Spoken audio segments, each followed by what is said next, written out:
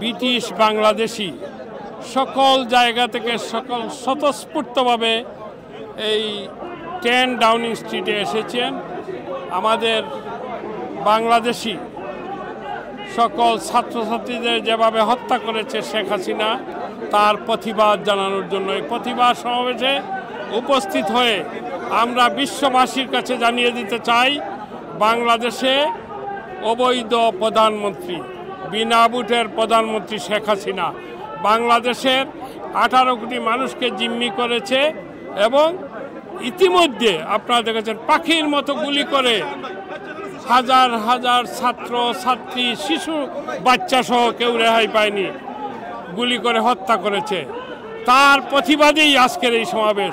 আমরা ব্রিটিশ প্রধানমন্ত্রীর কাছে জানানোর জন্য বাংলাদেশে অবৈধ অগণতান্ত্রিক সরকার তাকে যাতে সমর্থন না দেওয়া হয় তার পদত্যাগের দাবিতে সারা বিশ্বে প্রত্যেকটি জায়গায় বাংলাদেশিরা আজকে আন্দোলন চালিয়ে যাচ্ছে।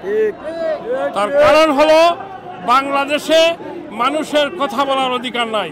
এখানে বাংলাদেশিরা উপস্থিত হয়ে তার মুখের ভাষা, তার হৃদয়ের ভাষা কথা বলার জন্য বলা যাচ্ছে, সেটা বাংলাদেশে নেই। বাংলাদেশে তার পুলিশ লীগ, র্যাব লীগ, ছাত্রলীগ দ্বারা বেষ্টিত শেখ হাসিনা অনেক নিরীহ ছাত্র জনতাকে হত্যা করতেছে।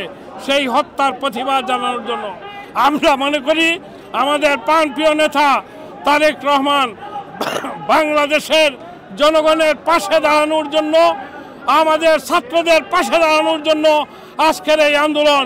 আমরা তাদের পাশে আছি এবং বিশ্ববাসীকে জানিয়ে দিতে চাই, হাসিনার পদত্যাগ না হওয়া পর্যন্ত, হাসিনা ক্ষমতার থেকে না সরা পর্যন্ত আমরা জনগণের পাশে আছি, ছাত্র সমাজের পাশে আছি এবং ইনশাআল্লাহ 10 ডাউনিং স্ট্রিট থেকে প্রবাস